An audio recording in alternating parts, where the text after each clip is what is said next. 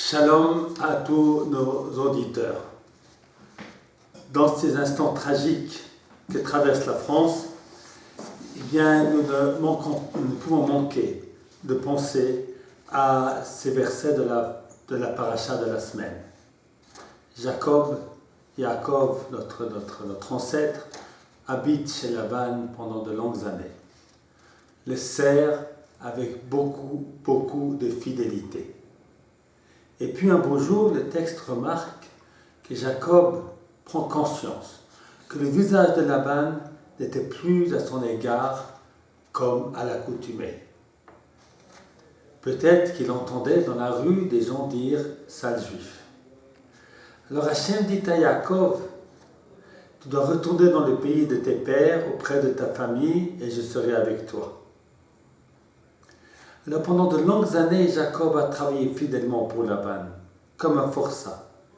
Il a été la source du succès économique de cette petite famille paysanne, devenue grâce à lui riche et respectée. Et voici l'ingratitude. Laban regarde Yaakov d'un œil mauvais. L'hostilité antisémite, ou disons plutôt, pour être précis, anti-juive naît. Jacob comprend qu'il ne faut plus attendre et prend la décision de retourner sur le champ en Israël. C'est une décision difficile, car là-bas en Israël, ce n'est pas un comité d'honneur qui l'attend.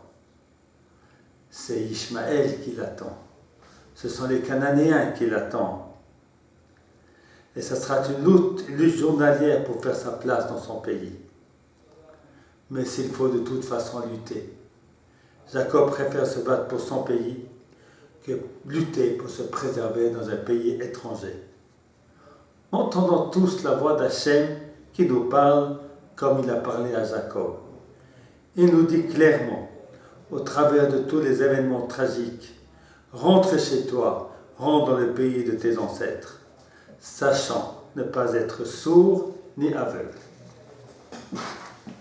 Voilà.